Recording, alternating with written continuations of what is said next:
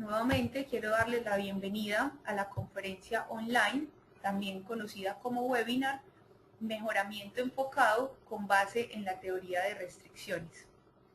Esta conferencia fue organizada por Virtual Pro para toda nuestra comunidad académica y contamos con el apoyo del Consejo Profesional de Ingeniería Química de Colombia en su desarrollo.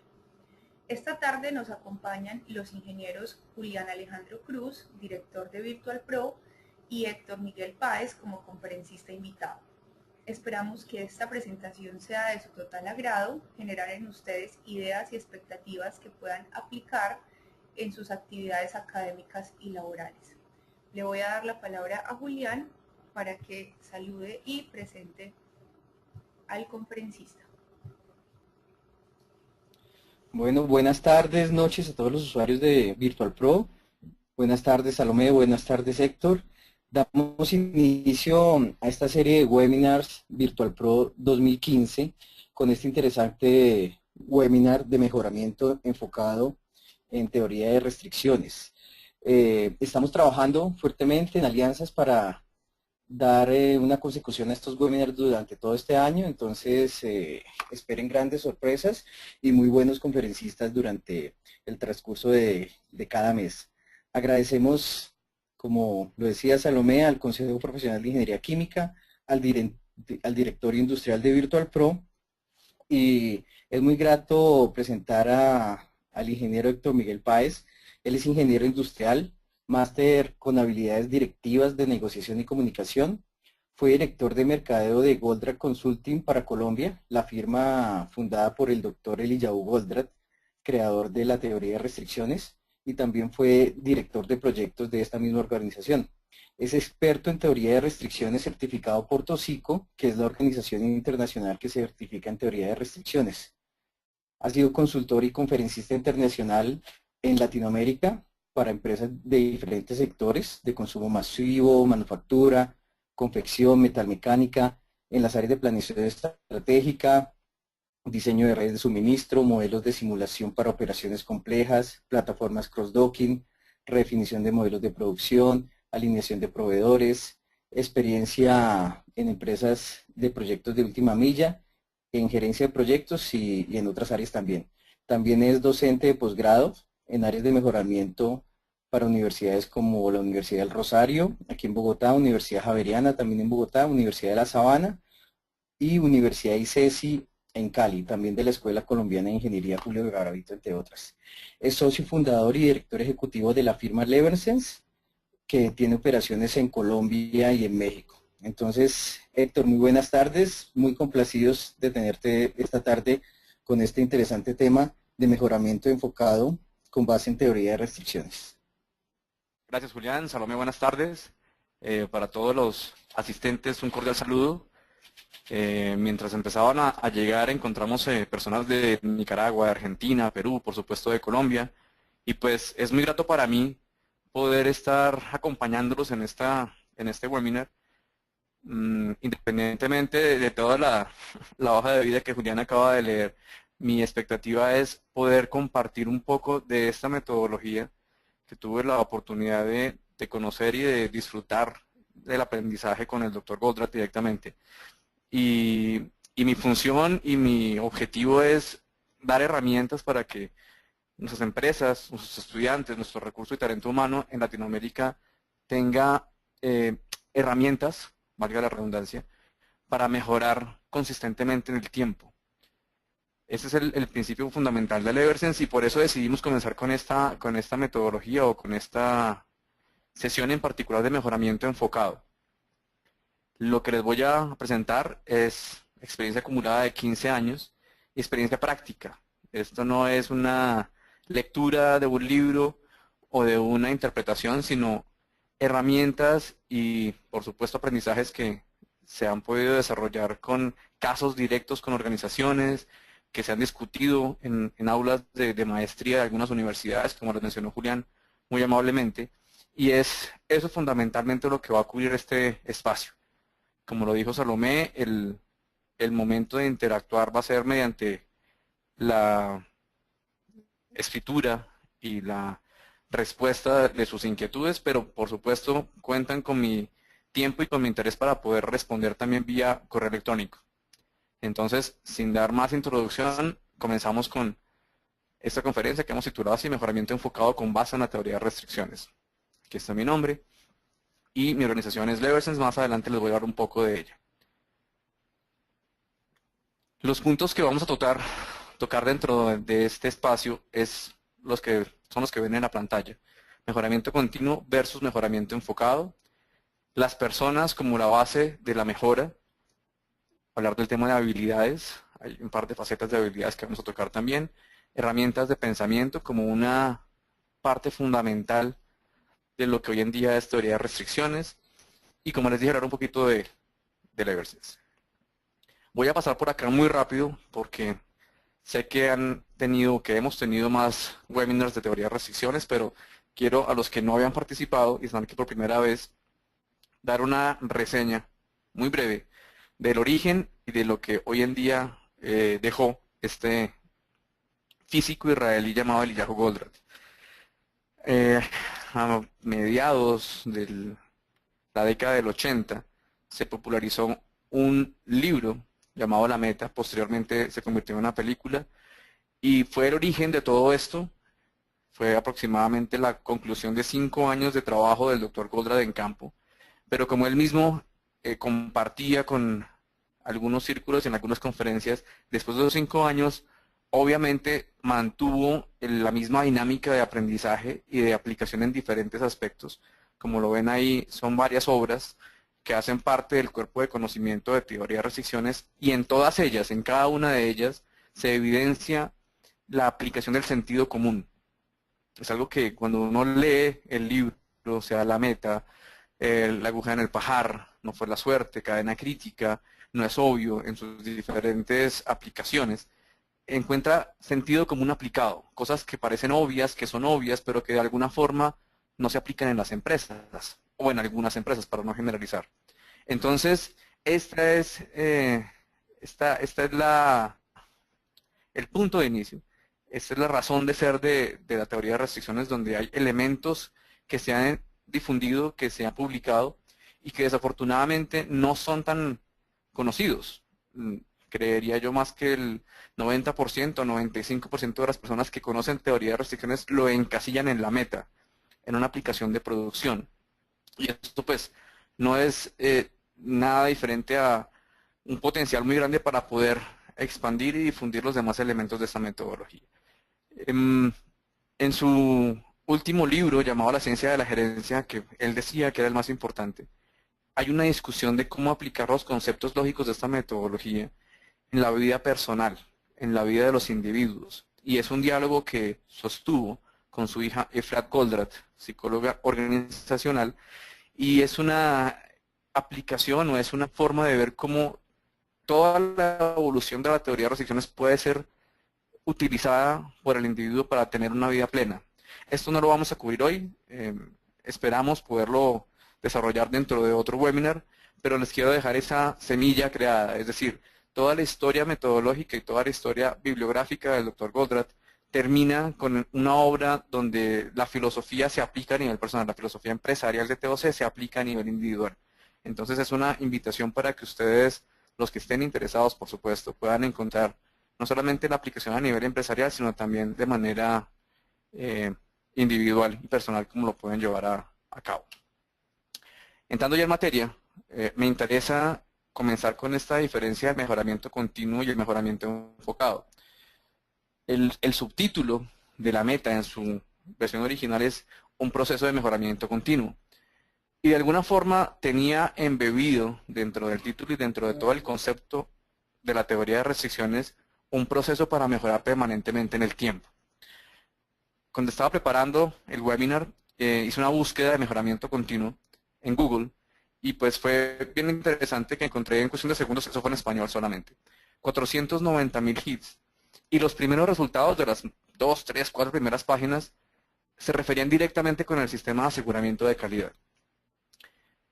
Esto es interesante, ¿por qué? Porque de alguna forma, independientemente que haya otras vertientes u orígenes al concepto de mejoramiento continuo, lo que más pareciera frecuente, o lo que más se asocia al tema es gestión de calidad, aseguramiento de calidad, norma ISO, y de alguna forma quisiera y queremos, y lo que estamos desarrollando como modelo, es traspasar un poco el concepto de la norma, de la estructura de ISO, que es muy válida y muy importante, pero que va mucho más allá para poder hablar de un mejoramiento enfocado.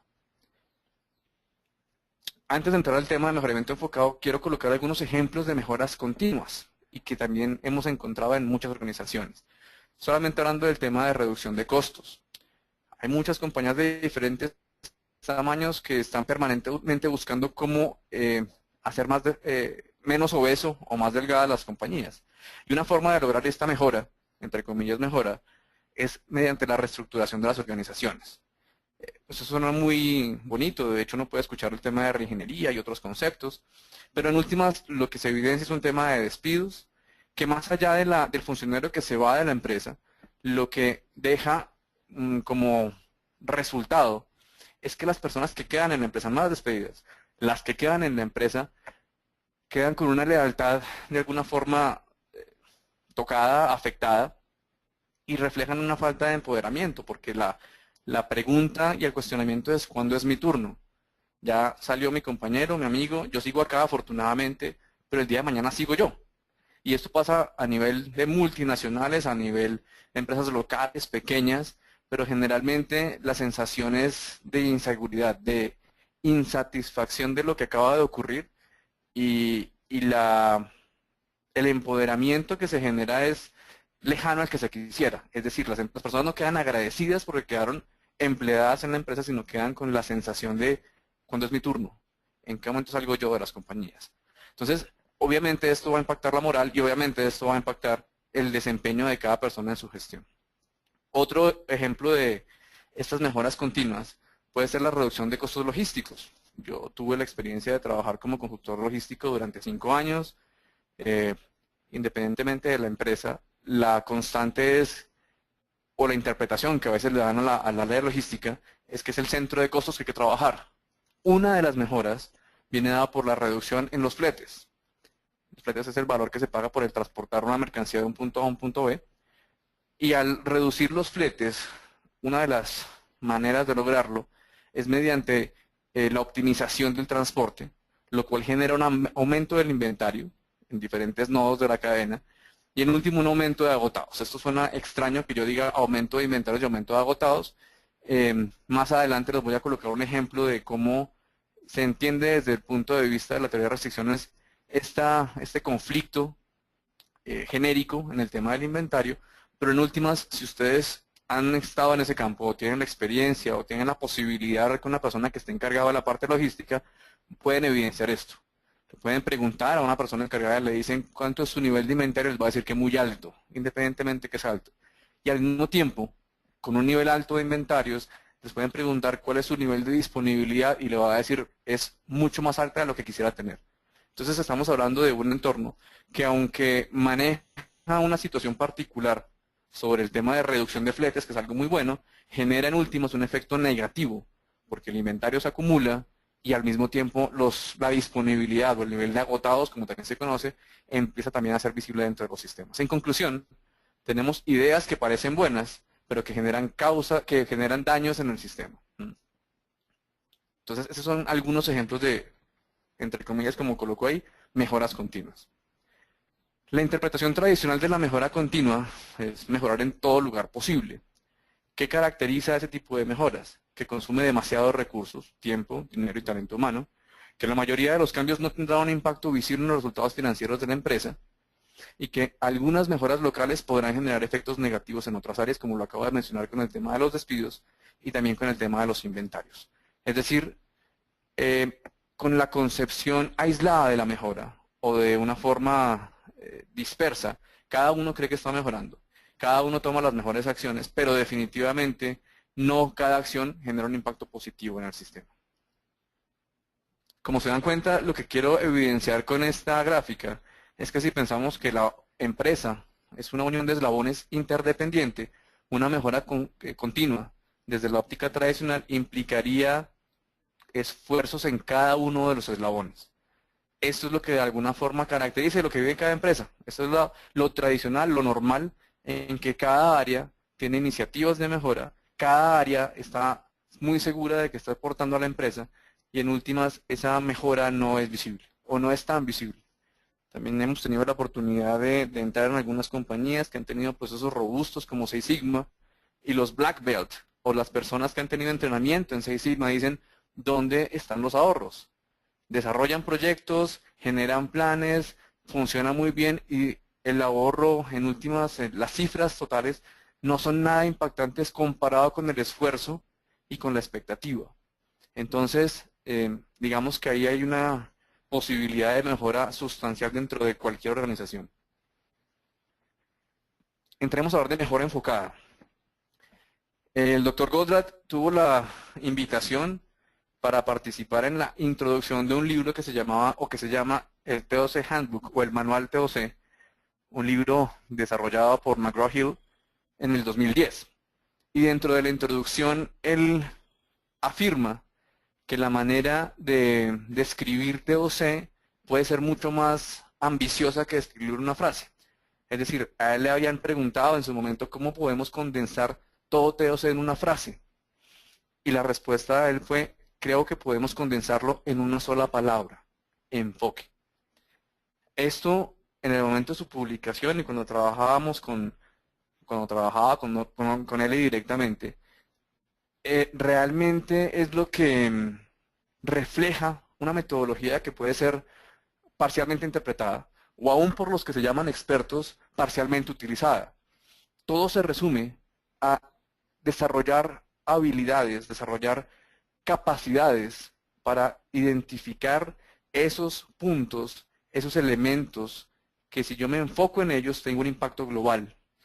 Y con la palabra enfoque realmente podemos llegar a concluir que las organizaciones pueden tener esta habilidad de desarrollar ese enfoque y tener un impacto radicalmente superior a los enfoques tradicionales.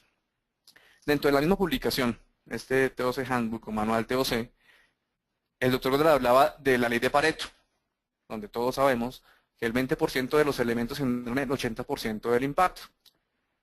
Hay clasificación Pareto, hay acciones que se basan en esta ley de Pareto, pero él decía algo muy interesante. En las organizaciones, debido a las interdependencias y la variabilidad, se podría decir que el 0.1% de los elementos determina el 99.9% de los resultados. Es decir, si tenemos un sistema tan complejo como una organización, y esto es cierto, la conclusión sería o es muy importante. Es decir, la preocupación de la gerencia general o de la gerencia como grupo de funcionarios debe ser encontrar ese elemento que representa el 99.9% del sistema. Y a ese elemento se le conoce como la restricción. Por eso esta metodología llamada teoría de restricciones, independientemente que el término pueda tener una connotación negativa, lo más importante es poder garantizar o por lo menos evidenciar que este elemento, la restricción, es lo que determina la velocidad y el desempeño del sistema. Entonces, aquí el que se defina como restricción en un sistema desde la óptica tradicional debe sentirse bien, porque es el elemento más importante, es el dictador de la velocidad de la empresa.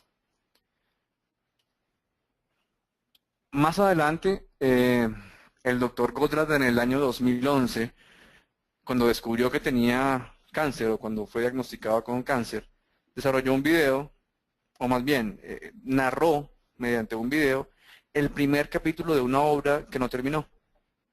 En esta obra, él aseguraba que había encontrado la forma de condensar en un libro toda la teoría de restricciones, pero más aún la forma de llevar un manual procedimental para que pudieran las personas organizar su intuición, su conocimiento y desarrollar esa restricción fundamental. Aquí vale la pena aclarar de la restricción fundamental. Cuando comenzó el libro La Meta, o cuando se difundió, se asoció que la restricción era una máquina o una unidad productiva. Más adelante se hablaba de restricciones políticas y de restricciones físicas. Y fue en el 2011 cuando el doctor Goldratt habló de la restricción fundamental, esta cual es la atención gerencial. Independientemente del sistema, del tamaño, del proceso que desarrolle, todo está gobernado por nuestra capacidad cerebral, por nuestra atención gerencial. Y aquí no me refiero exclusivamente a los gerentes, me refiero a la atención que cada persona coloca o dedica a desarrollar sus actividades. Para ponerlo de una forma gráfica, podemos decir que la capacidad de las personas, todas las personas, tiene una cantidad de entradas. Tiene problemas, percepciones, tiene situaciones que de alguna forma pasan por nuestro análisis mental y debido a ese flujo aparecen soluciones, pero también pueden aparecer conflictos o también pueden aparecer más problemas debido a una solución imparcial. Entonces, cuando nos referimos a atención gerencial, estamos hablando en la capacidad que ocupa en nuestra cabeza todos los insumos ambientales y la limitada atención que tenemos para poder resolver o para tratar de plantear alguna solución de esos problemas. Entonces, aquí se resume el tema de la atención gerencial. Tengo muchos insumos, tengo muchas alternativas y tengo una capacidad finita para poderlo resolver.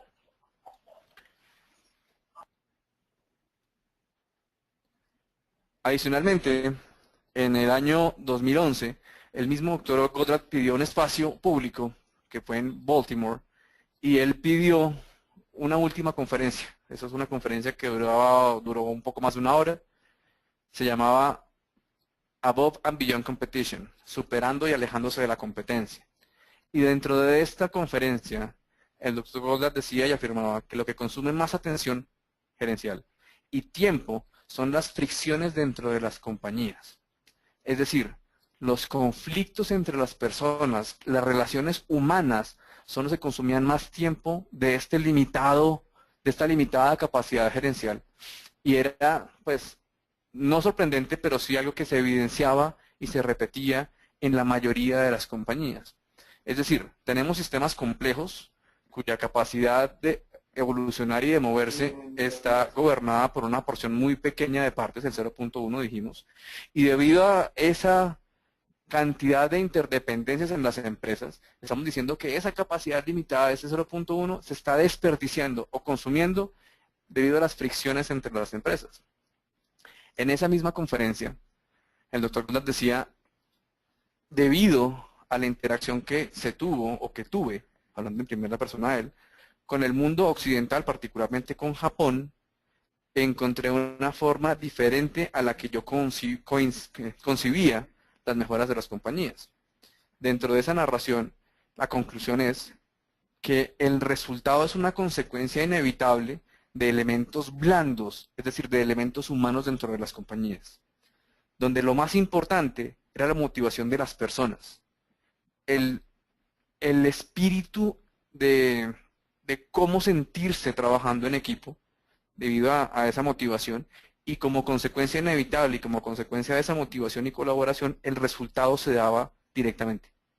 Es decir, la meta no puede ser el número, no puede ser el resultado, sino que ese resultado es una consecuencia de actividades previas que tienen que ver con el componente blando, por eso lo pongo entre comillas, ya que él mismo afirmaba que el blando, según lo que él entendía, era el más complicado y duro de todos, porque esta parte humana definitivamente es la más compleja, entre comillas, de lidiar dentro de las organizaciones.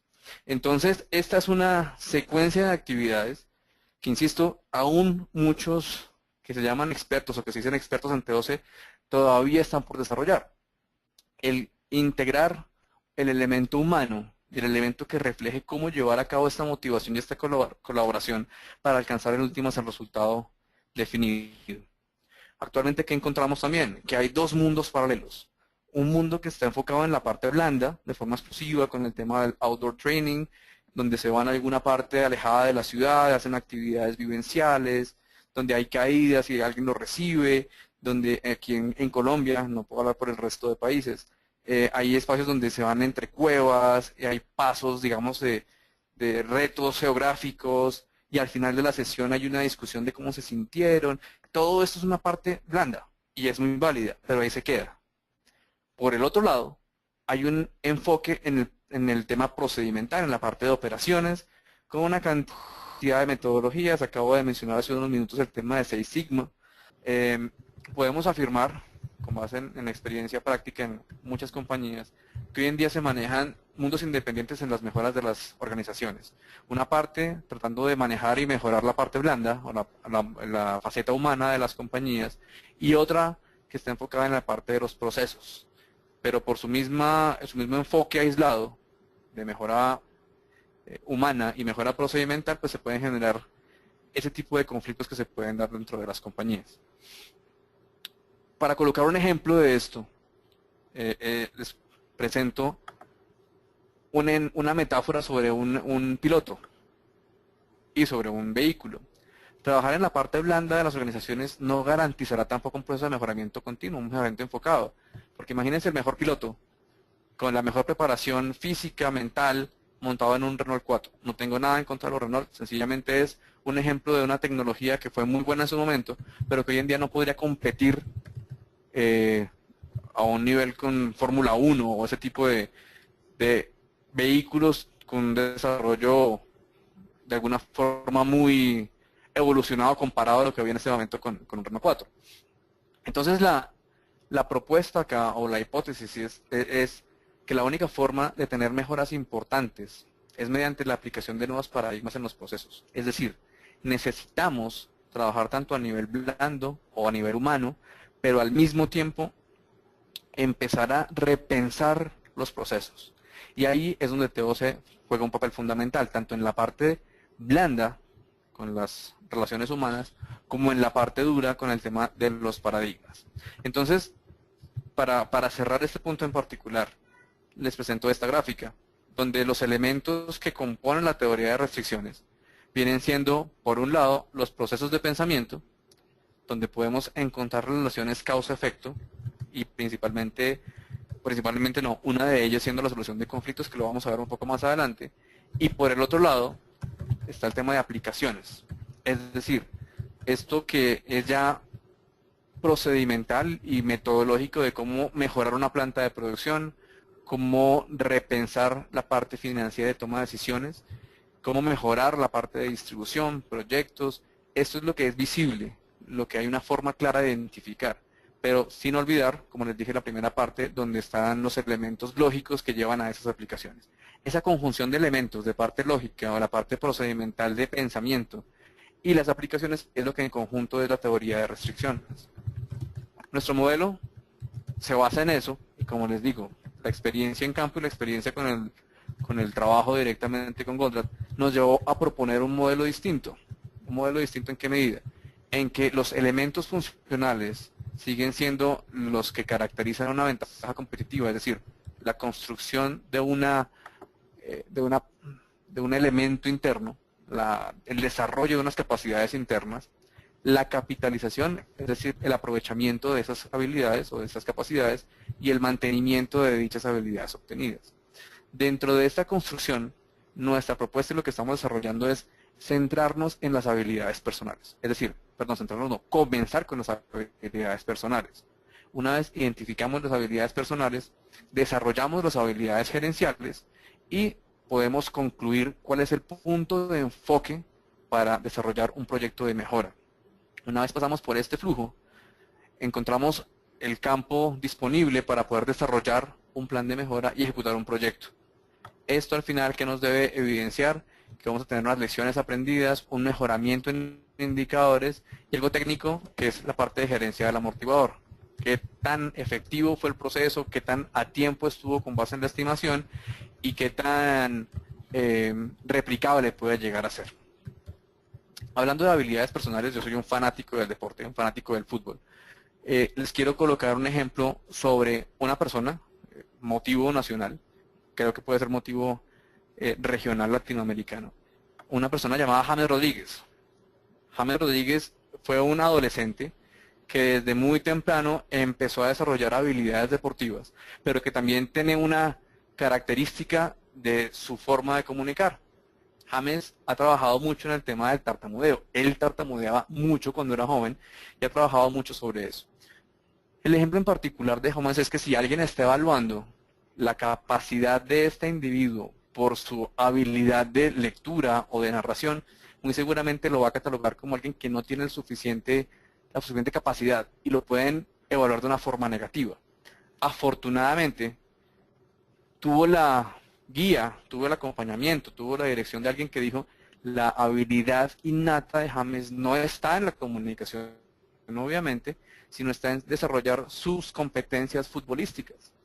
Para mí es muy curioso como una persona que está en este nivel, que se ganó el premio Puskás al mejor gol del año, es tan centrado en el uso de una sola pierna. James es zurdo, re zurdo, o sea, es extremadamente hábil con la izquierda y la derecha de alguna forma no la utiliza como muchos jugadores que son ambidiestros. Entonces es muy curioso porque aparte de ser un gran futbolista, tiene una característica muy marcada con una de sus piernas, solo una de sus piernas.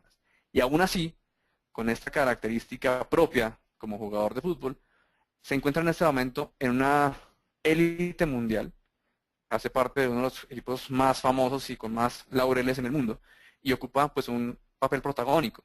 Entonces todo ese tema que va a que si uno evalúa desde su perspectiva a un individuo, lo puede catalogar de una forma diferente al compararlo, o más bien, al evaluarlo con base en sus habilidades personales.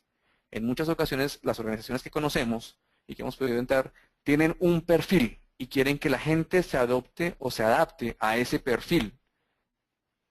Es como, vuelvo a colocar, si ponemos que esta persona llamada James Rodríguez necesite ser el mejor lector de un guión, pues muy seguramente van a decir: esta persona no es apta para acá, prepárese más, o en fin, haga otra cosa. Si nos devolvemos a esta evaluación y nos basamos en sus habilidades, puede resaltar y puede llegar en el punto en el que está en este momento. Entonces, la parte de habilidades personales, y para cerrar este punto de acá, obliga a que tengamos que identificar las habilidades del equipo actual de la organización, independientemente que sea una empresa, que sea una clase, que sea un sistema, no sé, organizacional distinto. Tenemos que identificar las personas y las habilidades innatas de cada uno. Una vez identificadas sus habilidades, pasamos a explotar dichas habilidades. Y con esto que estamos buscando, que la gente desarrolle lo que mejor hace y por lo tanto tenga un desempeño superior a lo que tendría alguien que está buscando desarrollar las habilidades. Entonces se convierte en un ciclo virtuoso donde yo tengo una persona que le gusta hacer algo, lo hace bien y el desempeño es mejor que el promedio. Esto es el inicio del tema de habilidades personales.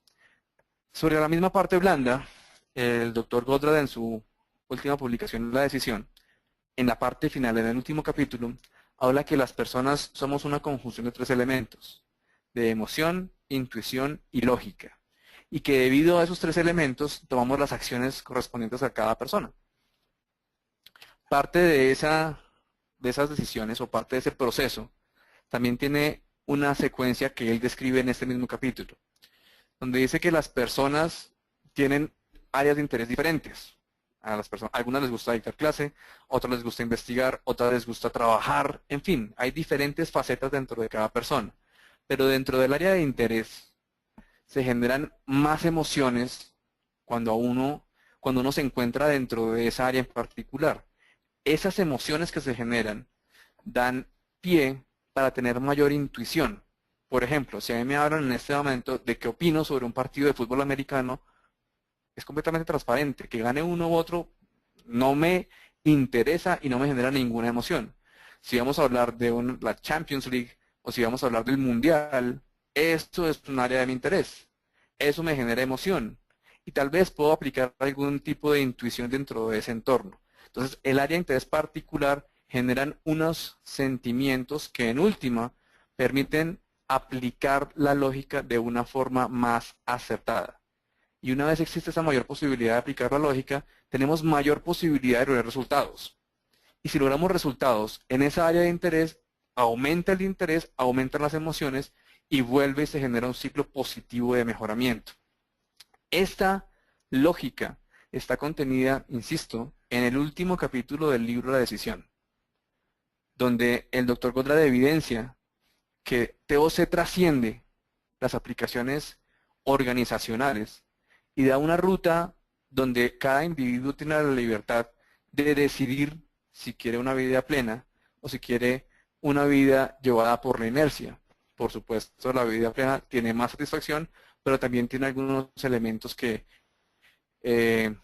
generan reto o por lo menos generan una necesidad de estar cuestionando y validando la forma en que cada uno procede.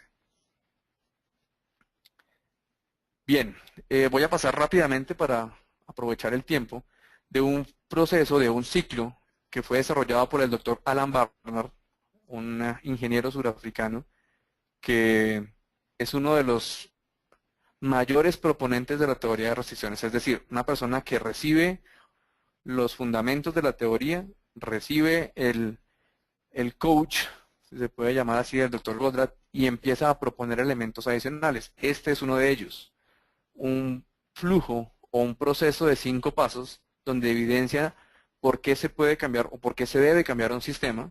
Aquí menciona que hay que descubrir o definir el sistema, su meta, las brechas que hoy en día existen y estas brechas entre el nivel actual de la empresa o del sistema versus el nivel objetivo existe por la ocurrencia de efectos indeseables, de problemas dentro del día a día.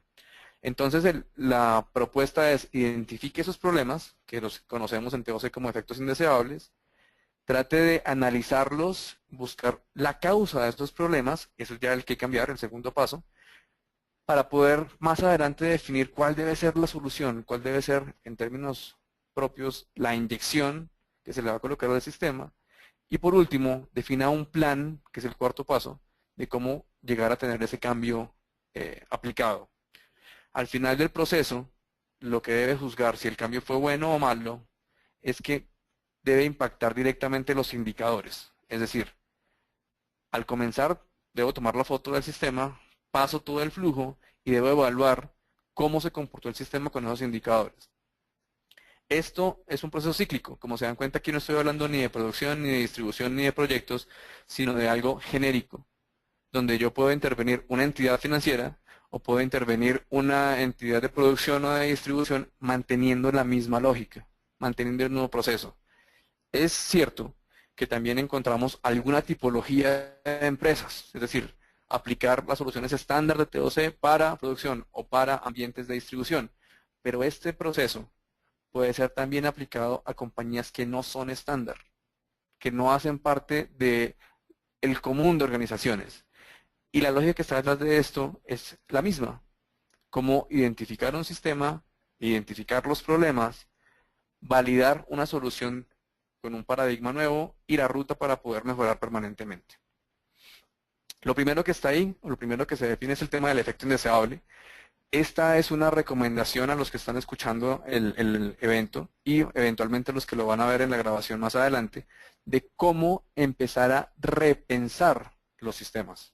Es decir, cuando uno entra a analizar una compañía, puede utilizar diferentes métodos de análisis. El método que propone la teoría de restricciones es llegar a identificar efectos indeseables. Es decir, quiero buscar hechos de las compañías. No quiero encontrar la ausencia de algo. No quiero que la gente me pregunte o me diga, es que nos hace falta el software, tal tecnología. No, dígame lo que hoy en día tenemos como problemas. Dígame qué es un hecho dentro de la empresa para poder entenderlo y mejorarlo. Estos efectos indeseables deben expresarse con una frase completa, sujeto, verbo, predicado. No deben tener causalidad, es decir, eso pasa debido a, porque ya estoy de alguna forma suponiendo que se debe hacer. No culpan a nadie. ¿Por qué? Porque en el momento en que yo digo ventas o digo producción, rompe la comunicación para después poderlo analizar más objetivamente. Debe ser frecuente en la realidad y bloquea el mejoramiento del sistema, es decir, que es negativo para la empresa. Voy a colocar un par de ejemplos. Aquí hay una queja común. Tenemos demasiado inventario. Eso puede ser relativamente válido, pero la forma recomendable es que sea lo más objetivo posible y lo coloco en el segundo renglón. El nivel de inventario es 30% superior al nivel establecido. No hay culpabilidad, no hay causalidad, no hay buscar de alguna forma el origen del problema, sino solamente estoy diciendo el nivel, tanto por ciento, con un nivel de referencia que es el nivel establecido. Otro ejemplo, las referencias están agotadas en el punto de venta o faltantes, según el país en que se lea esto, el agotado puede ser entendido o no. Entonces, cuando hablamos de agotados en el punto de venta, alguien puede decir, ¿pero de qué referencias? Eso no es cierto porque en estas referencias sí hay disponibilidad. Entonces, nuevamente, el efecto indeseable debe ser algo objetivo y lo más preciso en la medida de que sea posible. El indicador de agotados es el 12%. No quiere decir esto que siempre debe haber un número, pero se recomienda que lo que yo esté hablando sea algo cuantificable o por lo menos cualificable. Esto para analizar más adelante cómo tomar algún tipo de decisión. El planteamiento es que los efectos indeseables generan conflictos. Es decir, lo que me está llevando a que no pueda resolver los problemas es que de alguna forma me llevan a una situación conflictiva, a dilemas. En ese caso, lo que se debe hacer y se recomienda es poder plasmar esos problemas como su nombre indica, como un dilema, como un conflicto. La explicación de esto, ¿cuál es? La razón por la cual un problema aún no se ha resuelto es porque su aparente solución está en contradicción con una necesidad legítima del sistema. De lo contrario, ya se habría resuelto.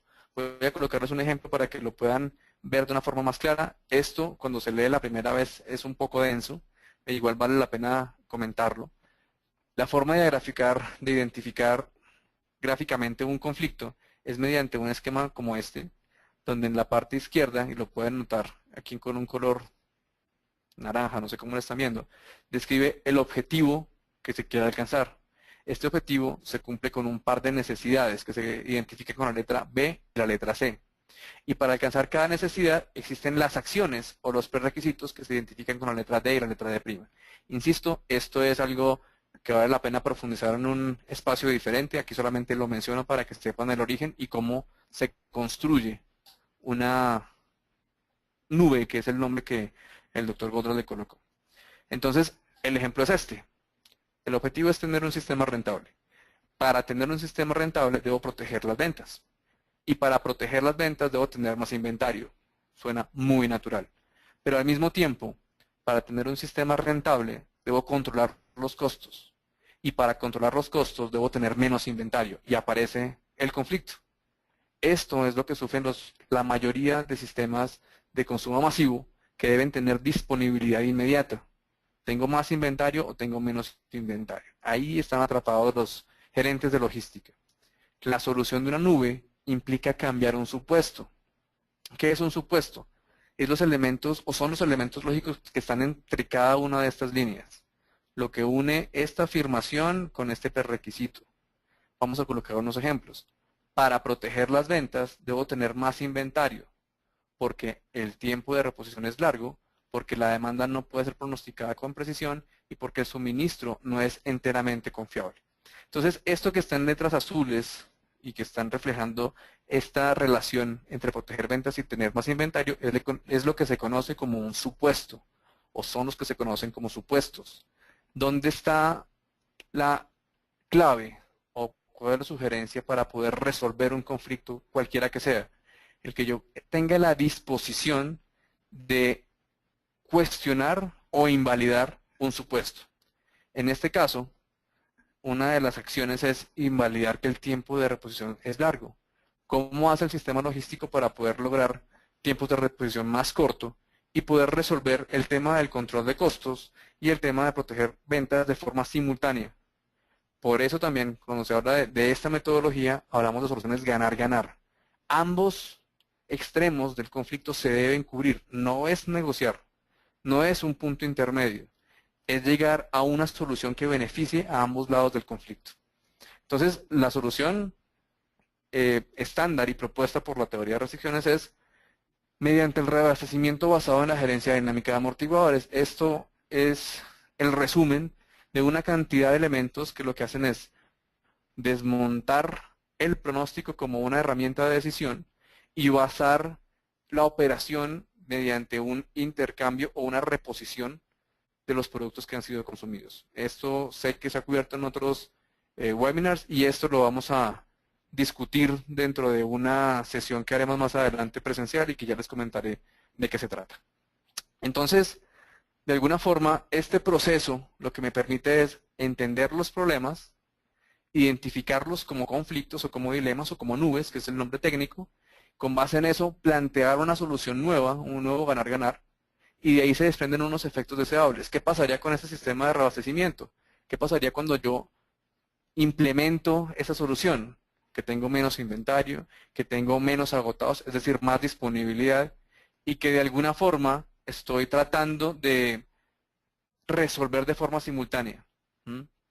Entonces, debido a esta acción puntual, debido a esa nueva solución de ruptura, puedo empezar a definir qué es lo que yo voy a obtener y sobre todo, y eso viene siendo lo más interesante, cómo puedo alcanzar esa solución o esa realidad distinta. Algunas reflexiones que hemos escuchado en diferentes entornos, tanto a nivel académico como a nivel empresarial. Si esto de TOC es tan bueno, ¿por qué no lo usan tantas personas? ¿Por qué no lo usan todas las personas o todas las empresas? La realidad de lo que podemos afirmar es que la teoría de restricciones cuestiona las creencias fundamentales del modo de operar actual. Es decir, TOC es una lente, es una lupa, como lo llamamos en Colombia, que evalúa de una forma distinta los paradigmas y los supuestos que generalmente se adoptan y que se creen como ciertos. Y las creencias fundamentales se aceptan como el patrón a seguir. Es decir, se cuestionan los paradigmas y eso es lo más complicado de aceptar. Algunas reflexiones sobre los paradigmas. Aquí está el señor Albert Einstein, donde decía, triste época la nuestra, en esa época, es más fácil desintegrar un átomo que un prejuicio, específicamente hablando de prejuicio como una relación con los paradigmas. Aquí está un autor que también falleció hace unos años, que es el señor Stephen Covey, y decía, los paradigmas son poderosos porque crean los cristales o las lentes a través de las cuales vemos el mundo. El poder de un cambio de paradigma es el poder esencial de un cambio considerable, ya se trate de un proceso instantáneo o lento y pausado. Es decir, el paradigma es el que me permite tener cambios en los sistemas, cambios sustanciales. Steve Jobs también hablaba algo así. Aquellos que son suficientemente locos para pensar que pueden cambiar el mundo son los que realmente lo cambian. Entonces, asociar el hecho de reevaluar un paradigma, de cambiarlo, es asociarlo con la locura. Pero resulta que esos locos son los que realmente tienen una realidad diferente. Y eso es precisamente lo que de alguna forma se caracterizó ese señor Steve Jobs. Por último, para hablar de autores, quiero colocar una frase también del Dr. Goddard donde decía que las personas no resisten el cambio, lo evalúan y deciden aceptarlo o no. Hay un video en YouTube que se llama People Resist Change. Eventualmente los que nos puedan escribir les podemos colocar algunos links para que puedan buscar esta información. Y dentro del video el Dr. Goddard narraba que mucha gente, aún siendo consciente de lo que se les viene encima, se casan, tienen hijos y adoptan el cambio felices. Pero también al mismo tiempo hay una creencia fundamental donde algunas personas dicen la gente se resiste al cambio. Entonces hay como una malinterpretación sobre el cambio y lo que él afirmaba es la gente lo evalúa y con base en la evaluación toma una decisión de adoptarlo o no adoptarlo, pero porque lo está viendo bajo su realidad. La forma en que se sugiere metodológicamente implementar un cambio de paradigma y una mejora en el proceso es mediante la prueba de conceptos. Coloqué un par de definiciones de prueba. Primero, la razón, argumento, instrumento u otro medio con que se pretende mostrar y hacer patente la verdad o falsedad de algo. El tema no es creer por fe o creer porque el consultor dijo o porque el libro dijo, sino validemos si esa teoría es aplicable en mi entorno. Si mi sistema, empresa, universidad, grupo de investigación, es válido para yo utilizar criterios o paradigmas nuevos. Y la otra definición es ensayo o experimento que se hace de algo para saber cómo resultará en su forma definitiva. Y esta definición la coloqué porque recuerden que el Dr. Goddard era un físico y su concepto de físico siempre apuntaba al tema de prototipos. Cualquier persona que haga un prototipo y sea consciente de esto, sabe que la primera vez ese prototipo puede fallar, pero es parte del proceso. El intentar, el pulir hasta tener ya el producto suficientemente robusto para poderlo masificar es un proceso científico de validación, de corroboración, de aprendizaje y de estar permanentemente construyendo o mejorando lo que hoy en día existe. Entonces, esos elementos son los que conllevan una prueba de conceptos, ya sea en el tema de producción, o en el tema de distribución, o en el tema de gerencia de proyectos. Siempre se recomienda hacer una prueba de conceptos. Validar que la teoría, específicamente hablando de T2C, que está cuestionando los paradigmas, que la teoría es aplicable en su realidad. Esta es una presentación que utilizamos, o un esquema que utilizamos con un proyecto en el que estamos hoy en día, y la afirmación es la siguiente, o la hipótesis es la siguiente. Las personas tienen habilidades por explotar. O sea, creemos fundamentalmente que esto es cierto. Si esto es cierto, y aprovechar las habilidades genera un mejor desempeño, entonces trabajar en las habilidades personales y gerenciales tendrá un impacto positivo en las empresas. Si eso es cierto también, las personas estarán motivadas por los resultados, la empresa incrementará los indicadores definidos y habrá una evidencia propia de aplicar un proceso de mejoramiento enfocado en la empresa. Y esto es relevante, ¿por qué? Porque muchos sistemas buscan referencias para poder tomar una decisión sobre un cambio. ¿Quién utilizó esto? ¿Quién lo ha utilizado? ¿Quién lo ha implementado? En mi sector, ¿quién lo ha hecho? Y aunque haya evidencias que funcionan para otras compañías, cada sistema humano es diferente. Entonces, la perspectiva no es buscar referencias para tomar una decisión, la perspectiva es valide lo que en su entorno tiene sentido y valide que esta prueba puede ser escalable para que lo pueda manejar en toda la organización. Esto es nuestra forma de resumir una prueba de conceptos o de vender una prueba de conceptos. Les comento un poco sobre mi compañía, hay como muchos logos ahí de Eversense. Creemos en un proceso de mejoramiento enfocado, eso es lo que está en el corazón de la empresa, en el ADN, basados en teoría de restricciones, brindamos consultoría y capacitación. Tenemos operación en Colombia y en México, específicamente, bueno, específicamente no, Colombia y México. Tenemos alianzas con diferentes compañías, con diferentes países del mundo. Contamos con el apoyo de compañías globales como lo pueden ser Bing en la gerencia de proyectos y Progressive Flow como una compañía estratégica en la parte de gerencia de proyectos y también en el mejoramiento con herramientas de T2C. Por último, tenemos también una alianza constituida con Godrod Research Labs, que es del doctor Alan Barnard, que les mostré el ciclo de mejora. Alianzas académicas nuevamente en México y en Colombia, donde tenemos operación. Y nuestro modelo trata de resumir o trata de plasmar el conocimiento de T2C genérico, es decir, buscamos la velocidad de los sistemas, ya sea a nivel de producción, de logística de proyectos. Tratamos o instauramos elementos de armonía en las compañías mediante el descubrimiento y fortalecimiento de habilidades y un elemento que hoy no tocamos, que es el tema llamado motores de armonía, también descrito por el doctor Goldratt. Y el último elemento es el crecimiento. O sea, cuando yo tengo una operación controlable y rápido y tengo un equipo comprometido, el crecimiento se da como consecuencia inevitable. Es decir, así como en la primera parte del webinar les comenté el caso de Japón y la cultura japonesa, nuestra intención es aplicarlo a entidades también occidentales, en el caso particular latinoamericanos, tratando de llevar tanto el conocimiento teórico de T2C como los elementos humanos y de habilidades para poder llevar esa secuencia y poder tener un sistema de mejoramiento enfocado permanente. Ese es un resumen de lo que hemos hablado hasta ahora, donde los enfoques locales de mejoramiento continuo buscan instaurar mejoras en cada eslabón.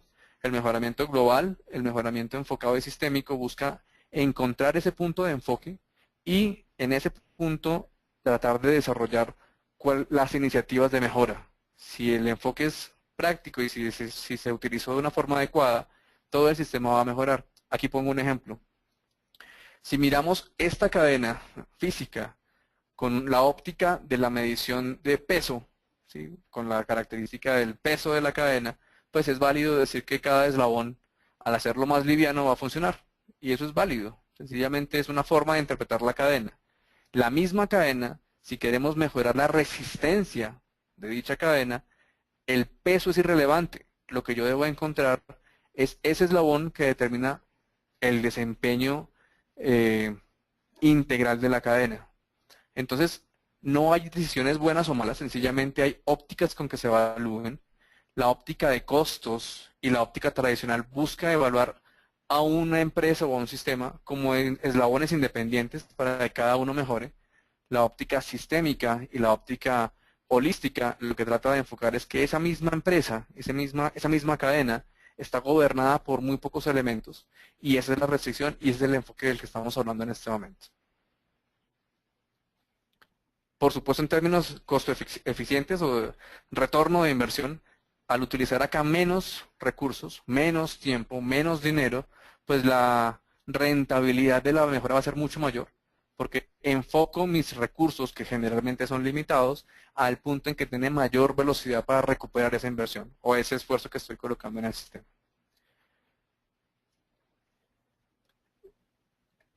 En este momento pues le cedo la palabra a Salomé, si hay preguntas que hayan consignado en el chat para poderlo resolver, e insisto, los que no se puedan resolver, podemos responderlas vía internet por correo electrónico.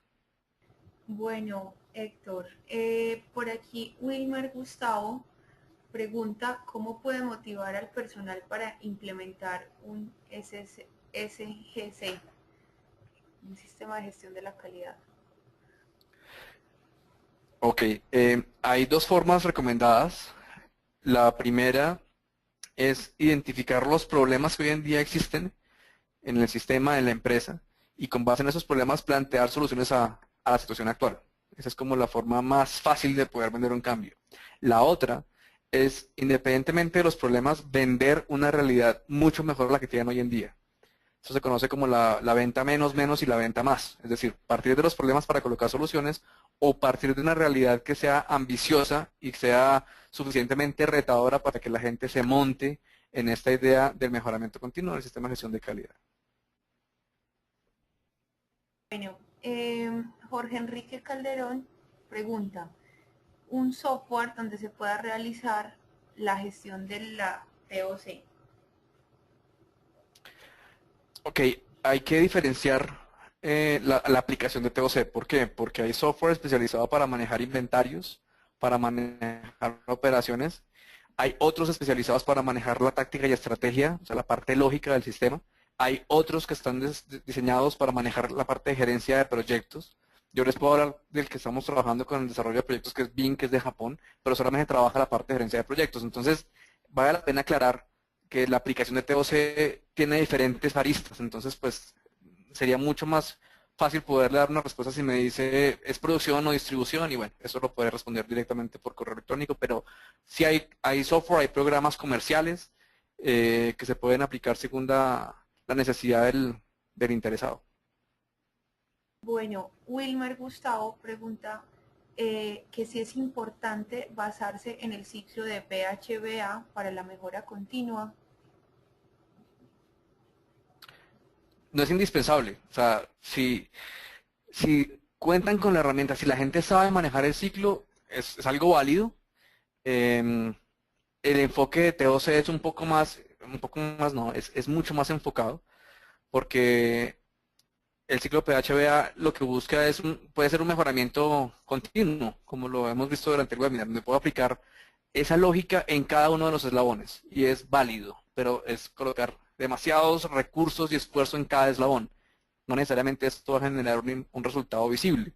Entonces, la recomendación de TOC es seguir los pasos de enfoque, que son 5, identificar la restricción. El segundo es decidir cómo explotar la restricción del sistema. El tercero es subordinar todo lo demás a la restricción. El cuarto es elevar la restricción, solo hasta el cuarto punto hay una inyección de recursos adicionales. Y el quinto es no dejar que la inercia sea parte del sistema. Entonces, lo que busca el proceso de mejoramiento con base en TOC es ser enfocados. En cambio, el método que acaba de mencionar la persona, lo que busca es mejorar en cualquier eslabón de la cadena, y hay una diferencia sustancial entre los dos conceptos. Bueno, César Mauricio García pregunta, ¿cómo se puede obtener un certificado de TOC en Colombia?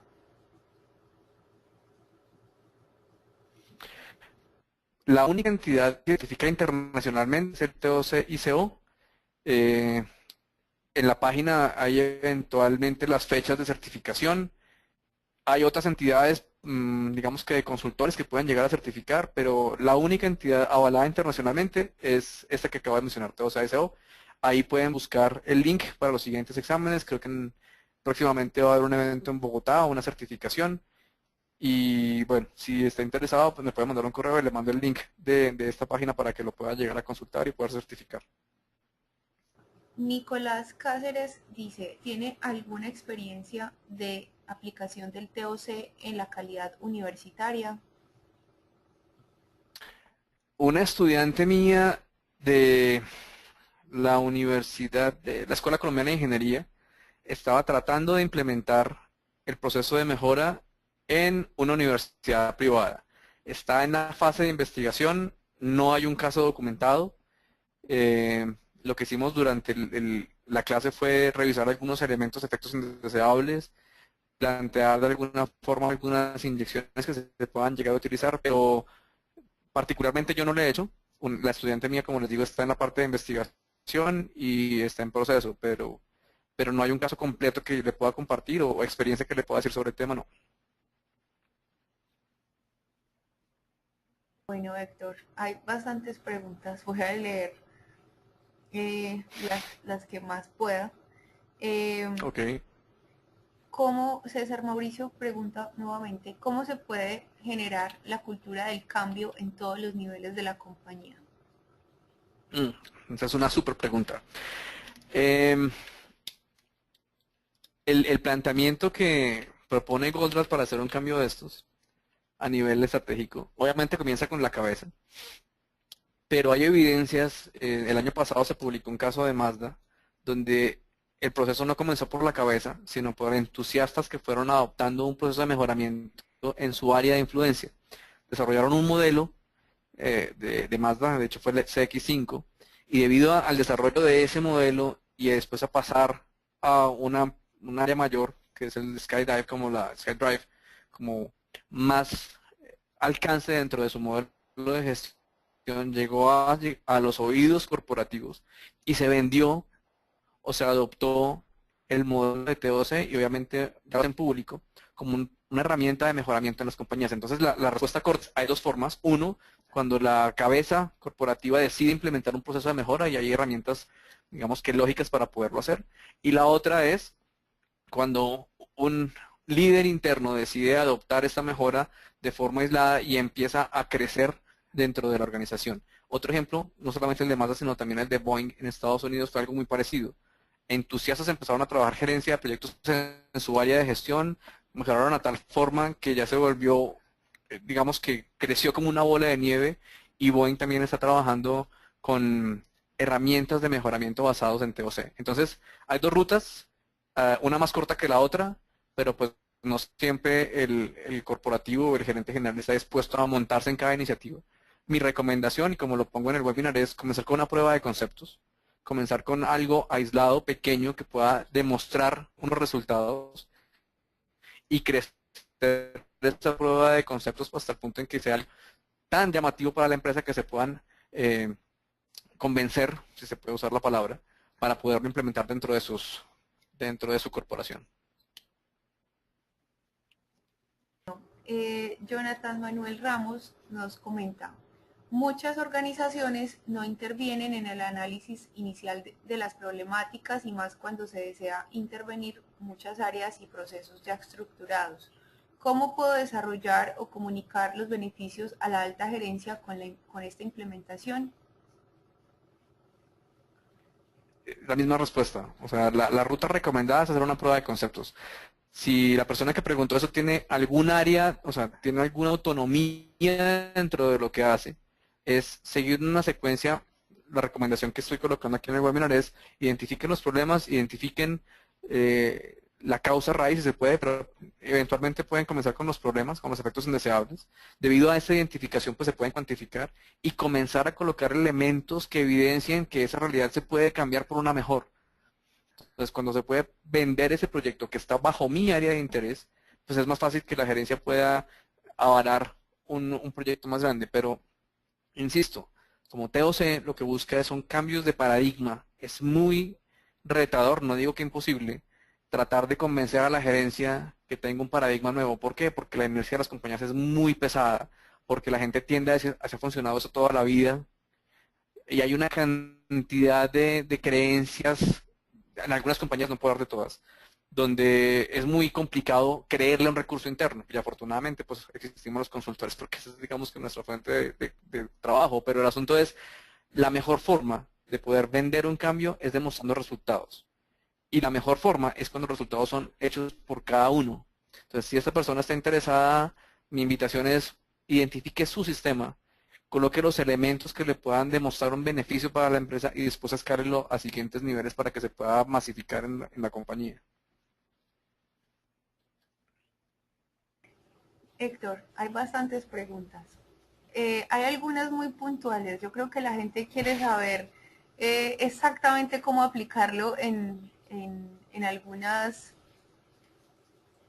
situaciones. Por ejemplo, cómo aplicar TOC en investigación de operaciones, en logística industrial, en una compañía de confecciones. Ok. Primero voy con las fáciles y después voy con las difíciles. En un entorno de logística empresarial, aquí el reto es validar cómo mediante un procedimiento diferente yo puedo generar impactos que no tengo con la logística tradicional. Es decir, si yo puedo demostrar cómo con TOC puedo quitarle el peso a los pronósticos y puedo surtir frecuentemente y demuestro que debido a ese surtido frecuente puedo bajar el nivel de inventarios y aumentar la disponibilidad, es la forma de poderlo implementar. Y ahí viene el tema de gerencia dinámica de amortiguadores, que si ustedes consideran podemos hacer un webinar más adelante exclusivamente sobre el tema de logística, que hay mucha documentación y experiencia pues afortunadamente sobre el tema, que se puede llegar a hacer, pero qué pena ser monotemático. El tema es prueba de conceptos. Cojan una línea, coloquen las acciones y después de que esta línea funcione como debería, lo pueden vender. O sea, la logística es relativamente fácil. El tema es que nuevamente rompe con paradigmas, particularmente el tema de costos logísticos y el tema de pronósticos, que son paradigmas que están muy arraigados dentro de una gestión de logística empresarial, y es validarlo. Tuve la posibilidad de implementar en una empresa de autopartes, y aun cuando la gente aceptaba la lógica, no quería comenzar a implementar. Nos tocó colocar una ciudad, hacer una prueba de conceptos 2 meses o 1 mes y medio realmente, y al mostrar beneficios se expandió de una velocidad grandísima, pero es necesario demostrar que esta lógica es aplicable en la empresa. Confecciones tienen una connotación interesante y es el tema de, nuevamente, los costos. Un driver fundamental en confecciones es la parte de costos unitarios. Entonces, ¿qué es lo que pasa? Que yo busco ser muy eficiente en términos de costo unitario y lo que hago es producir y producir y producir. Eso es desde la óptica tradicional de producción y de operaciones. La consecuencia de esta sobrevaloración del costo minuto genera inventarios muy altos que en últimas se quedan atrapados en el sistema. Y en últimas, la empresa queda con un limitante de flujo de caja. ¿Por qué? Porque fue muy rápido, muy eficiente, pero el producto no se vende a la velocidad que la produce. Entonces se genera un problema. ¿Por qué? Porque tengo dinero atrapado en el sistema llamado inventario, siendo muy eficiente, pero las ventas no fluyen como yo quisiera que fluyeran.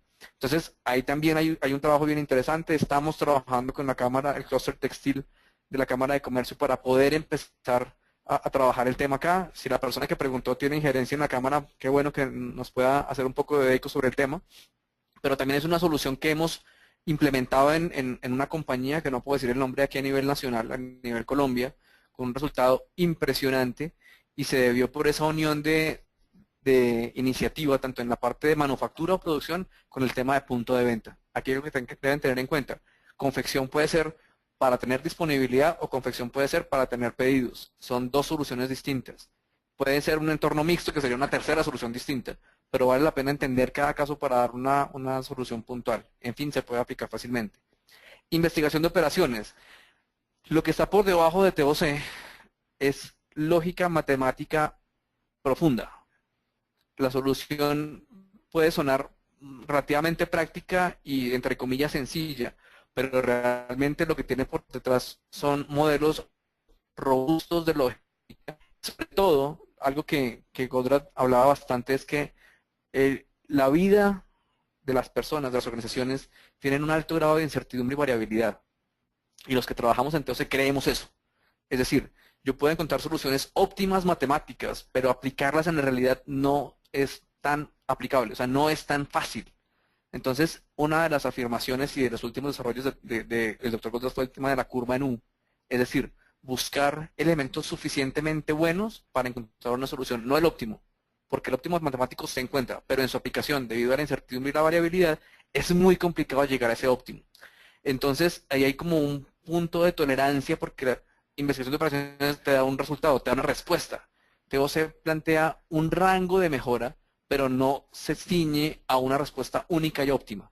Entonces, ahí hay cierto grado de sensibilidad que debe tener el que modela el sistema para poder dar esa tolerancia de no una respuesta única, sino un rango de mejora en el sistema. Héctor, también nos preguntan Carlos José Márquez y Neida Zanabria si tienes algún caso de TOC aplicado en una empresa de procesos químicos o refinerías de petróleo, de gas, bueno, empresas petroleras. Mira, en este momento... perdón. Tranquilo. Sí, y la otra es si también tienes una experiencia de implementar TOC en una empresa venezolana. Esas dos. Bueno, la primera es que en sistemas continuos hay algunas implementaciones que se han hecho en compañías famosas, pero a nivel latinoamericano no hay digamos, un caso publicable. Había una empresa brasileña que estaba explorando el tema, pero pues no les puedo decir el nombre. Es muy famosa, de hecho tiene aquí operación. Y sí les puedo decir que estoy dirigiendo o que he dirigido un par de tesis que hablan de cómo aplicar primero gerencia de proyectos y estoy comenzando gerencia de operaciones en Ecopetrol. Entonces, hay documentación, está en construcción, pero lo que les digo a los que están escuchando es, TOC para mí está en una etapa que aún, llevando 30 años, es inicial. Es decir, el potencial es enorme, la necesidad es inmensa y el asunto es que posiblemente no hay casos, pero ustedes y yo podemos hacer que esos casos se puedan llegar a ejecutar. Entonces, particularmente la pregunta, no hay casos documentados en Latinoamérica. Sí hay experiencia, digamos que parcial de lo que se pudo cuando estaba en la empresa en la que estaba antes de cómo implementaron algunos entornos de producción, sobre todo de petróleo. Bueno, eso es gas Novel, que es lo mismo, gas y petróleo. Pero a nivel regional, mentiras, hay uno en México, también derivado de una empresa, de una casa matriz que está en Oriente, pero aparte de eso no hay mucha información. Entonces, aprovecho para comentarles, yo pertenezco al grupo de investigación de la Escuela Colombiana de Ingeniería y dentro de la documentación que se está construyendo en el grupo hay muchos documentos con información parcial de lo que es TOC. Entonces el tema es, si ustedes buscan van a encontrar cosas puntuales, pero, insisto, estamos en una etapa de gestación frente a lo que puede llegar a ser una masa de conocedores y de empresas que apliquen adecuadamente TOC. Lo de Venezuela, no, nunca he implementado en Venezuela, pero creo que no es muy diferente implementar en otras partes, sobre todo independientemente de la situación política, la gente, las personas, la lógica es muy parecida en Colombia, en México, en Israel, o sea, no veo mucha complicación sobre que esté en Venezuela. El tema es qué tipo de empresa estamos hablando, porque pues es un tema de servicios, de producción, de logística, de proyectos, y ahí sí hay una tipología diferente frente a la solución. Respecto a tu presentación hay algunas preguntas. ¿La aplicación de la herramienta AMEF me puede llevar a encontrar la restricción en un proceso productivo? Pregunta Fabio Cárdenas Saavedra. Qué pena, no conozco la herramienta AMEF. Bueno, de pronto Fabio nos puede escribir nuevamente por el chat a qué se refiere. Oscar Renato pregunta si podrías darnos un ejemplo concreto donde se aplique la técnica de evaporando la nube. Un ejemplo concreto, bueno, por lo que hay sobre la inyección de tener más o menos inventario, es un ejemplo clarísimo, donde sigo una secuencia de pasos donde encuentro el objetivo, las necesidades, las acciones, invalido un supuesto y con base en eso pongo una solución. Por el tiempo creo que no alcanzo a hacer más. les propongo a ti, Salomé, a Virtual Pro, y a los asistentes que si están interesados en eso, se puede hacer una siguiente sesión solamente en la parte de herramientas lógicas que tienen que ver con ellas y con evaporación de nubes, que para mí, yo hablo de una forma muy personal y muy intrínseca, esa es una de las habilidades más importantes que debe tener una persona, cómo resolver conflictos.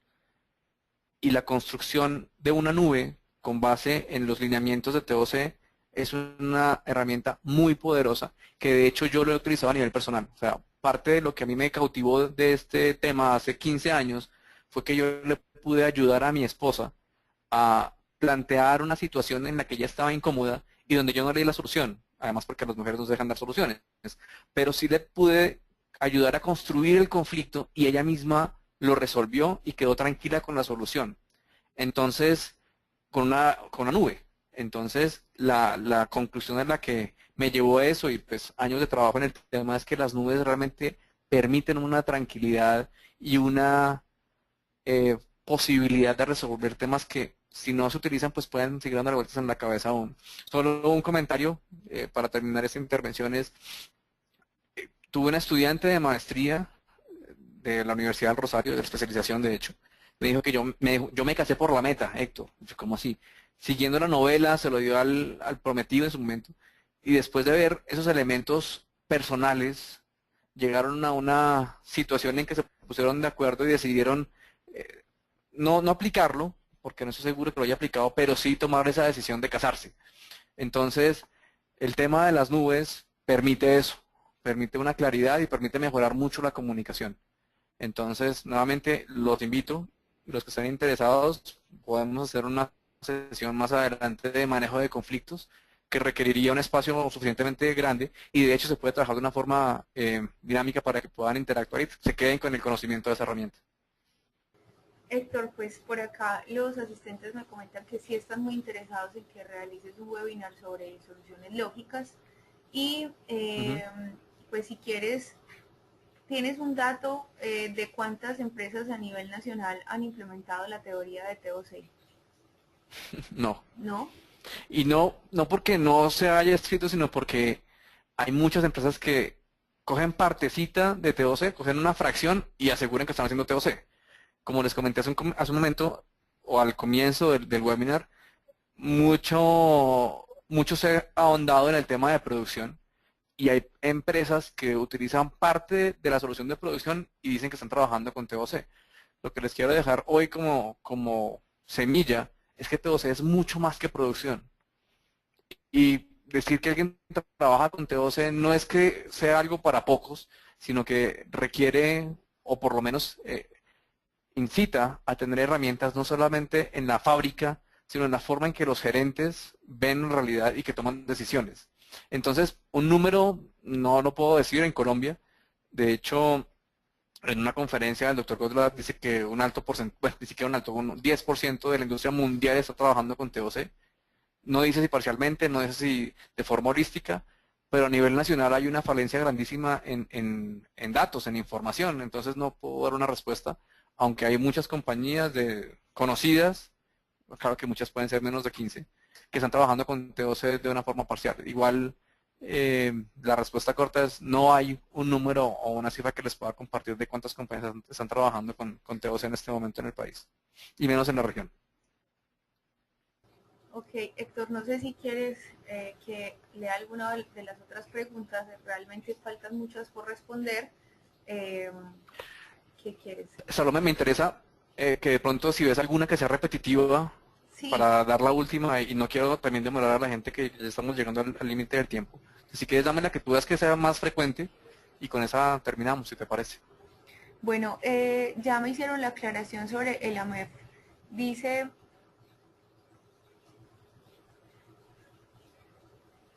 que el AMEF es un análisis de modo y efecto de falla potencial realizado en un punto crítico de control de un proceso de producción. ¿Sí? Entonces, la pregunta...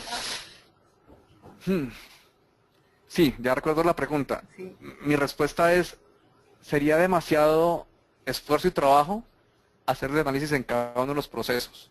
Se puede hacer, pero tomaría muchos recursos. La sugerencia es que para poder encontrar la restricción, o por lo menos el cuello de botella, que es diferente, restricción y cuello de botella también lo podemos ver en un siguiente webinar, el cuello de botella de un proceso productivo lo pueden identificar donde más se acumula inventario dentro de la línea. El inventario en proceso evidencia la existencia de un cuello de botella. Hay una connotación adicional. Si yo trabajo con lotes grandes, es posible que yo vea el inventario que se va moviendo como el elefante dentro de una culebra. O sea, para allá va ese lote y se va moviendo y diga, no, se movió la restricción. Entonces hay que tener como esa consideración. Pero una recomendación para hacer algo relativamente rápido es buscar la mayor acumulación de inventario en proceso dentro de la línea. Y ahí se puede llegar a filtrar dónde colocar el análisis adecuado. Pero hay soluciones un poco más intuitivas que pueden llegar a reducir el tiempo de análisis para encontrar un cuello de botella. Y por último, si puedes repetir nuevamente cuál es la empresa que certifica en TOC. Las siglas es TOCICO. Se lee Toquico o Tocico. La página es www.tocico.org.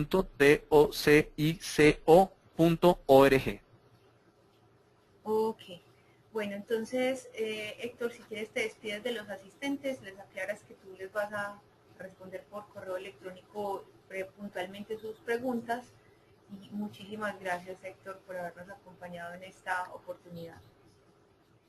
Salomé, un placer haberlos acompañado. Disculpen que tuvimos ahí como una interferencia sobre la comunicación, pero espero que este webinar no sea el único que podamos hacer. Hay mucha información y mucho conocimiento que nos encantaría difundir.